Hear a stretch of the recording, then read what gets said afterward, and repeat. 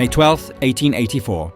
At the Prague Institute for the Insane, one of the most significant Czech composers, Bedřich Smetana, dies at the age of 60.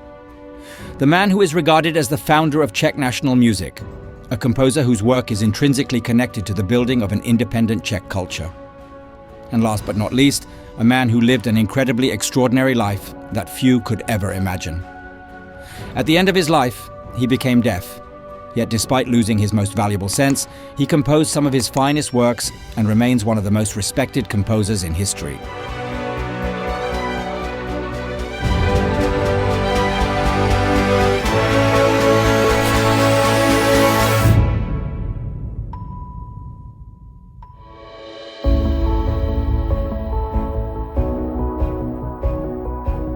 Bedřich Smetana was born in Litomyšl as the 11th child in a relatively wealthy musical family.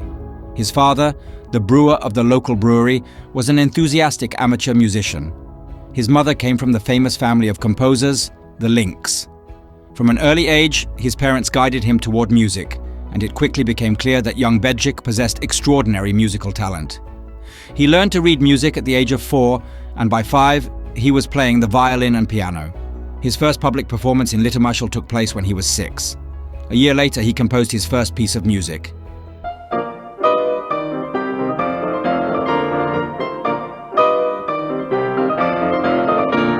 In 1831, the Smetanas moved to Jindřichův Hradec.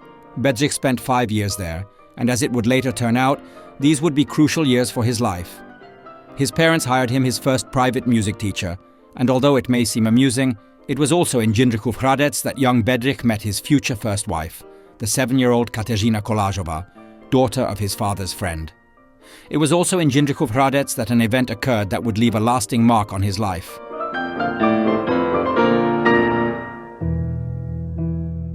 He was 10 years old when, while playing soldiers with his friends by the local pond, a bottle filled with gunpowder exploded in his hands, injuring his face. Bedřich tried to wash the wound, but the dirty water caused a severe infection. He survived, but would live with the consequences for the rest of his life. Though he later managed to cover his deformed face with a beard, the chronic inflammation in his jaw would cause him immense pain until his death, and would eventually lead to his deafness. But that is still some way off.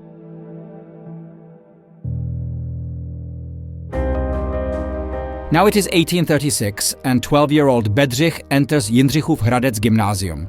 He proves to be a poor student. In his second year, he fails every subject and leaves the school. Over the next few years, he attends several other schools in Jihlava, Havlíčkův Brod, and Prague. However, instead of focusing on his studies, he spends more time enjoying student life and, of course, his beloved music. He plays for free at social gatherings, for small fees in musical salons, and at dance parties. He also composes, such as his Luisa's Polka, which he wrote for his cousin Aloisi Smetanova, whom he passionately fell in love with during the summer of 1840, when he was 16.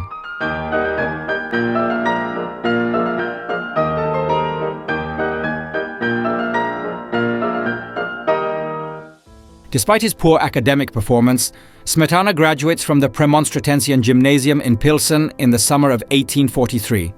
Then comes another life-changing decision. He defies his father's wish to study law at the university and, at the age of 19, moves to Prague. He wants to dedicate himself exclusively to music. He writes in his diary, "With God's help, I will one day be as skilled in technique as Liszt and as a composer as Mozart." In Prague, Smetana gradually establishes important contacts with the aristocracy and prominent musicians of the time. He studies under the piano teacher Josef Proksch. He earns a living as a music teacher, eventually amassing so many students that he opens his own music institute at Prague's Old Town Square. A year later, Smetana marries his longtime love, Kateřina Kolářová, in the Church of St. Stephen in Prague. In quick succession, they have 4 daughters. However, this period of their life is not to last long. 3 of the 4 children soon die, and Kateřina contracts tuberculosis. In 1856, a heartbroken Smetana leaves for a series of concerts in Gothenburg, Sweden, and after a successful tour, he accepts the position of director of the Classical Music Society there. In Sweden, he is initially alone, and his wife Kateřina and daughter join him only after a year. However, they do not stay long together. Kateřina's health continues to deteriorate, and in 1859, she persuades Bedřich to return home. But they never make it back to Bohemia. She dies during the long journey in Dresden. However, Smetana does not mourn for long. In July of the following year, he marries Bettina Ferdinandi, and shortly after their wedding, they return to Gothenburg. There, after meeting his great role model, Franz Liszt, he composes his first 3 symphonic poems, Richard III, Wallenstein's Camp, and Hakon Jarl. But this is where Smetana's Scandinavian engagement comes to an end. He leaves Gothenburg in 1861 and, after 5 successful seasons, returns to Bohemia. Apart from his homesickness, another major reason for his return is the upcoming opening of the Provisional Theatre in Prague, the first Czech theatre in the country. Smetana applies for the position of conductor. However, his first attempt fails. The position is given to Jan Nepomuk Meyer, who was much better known in Bohemia at the time. After failing to win the position of director at the Prague Conservatory, Smetana begins working on his first opera, titled The Brandenburgers in Bohemia.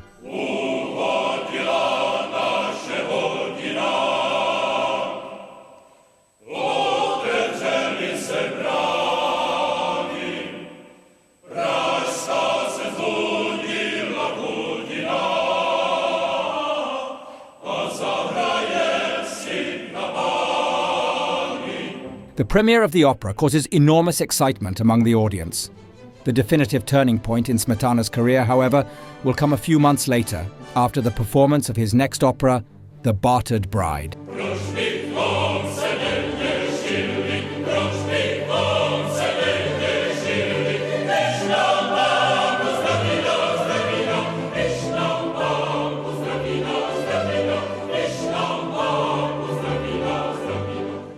Thanks to its phenomenal success, 42-year-old Smetana finally secures the long-desired position of conductor at the Provisional Theatre. He continues to compose while holding this role. On the day of the laying of the foundation stone of the National Theatre, his opera Dalibor premieres, and 4 years later, his next historical opera Libouche is performed. The fanfare from Libouche is still used today as ceremonial music for the arrival of the Czech head of state.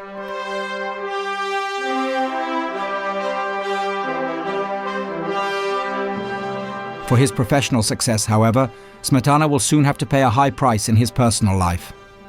In 1871, his second marriage falls apart. Shortly after, his health starts to deteriorate significantly. Smetana suffers from persistent rashes.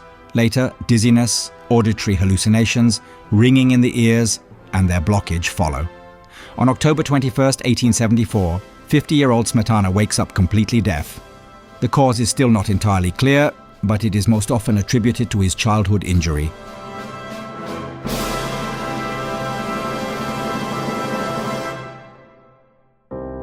Shortly afterward, Smetana leaves his position as conductor and stops teaching.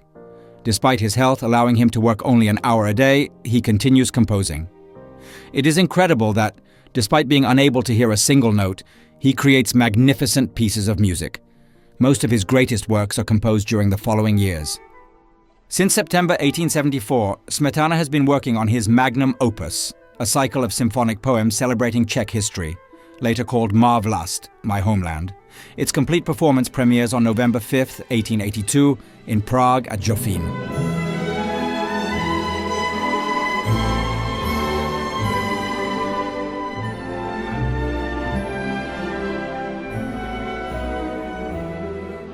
Smetana personally attends the premiere and witnesses tremendous applause. However, he can no longer hear the audience's ovation.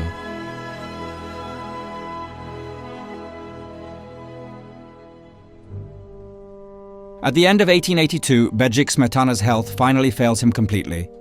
He loses the ability to read, speak, and remember names. Most troublingly, he suffers from increasingly frequent hallucinations.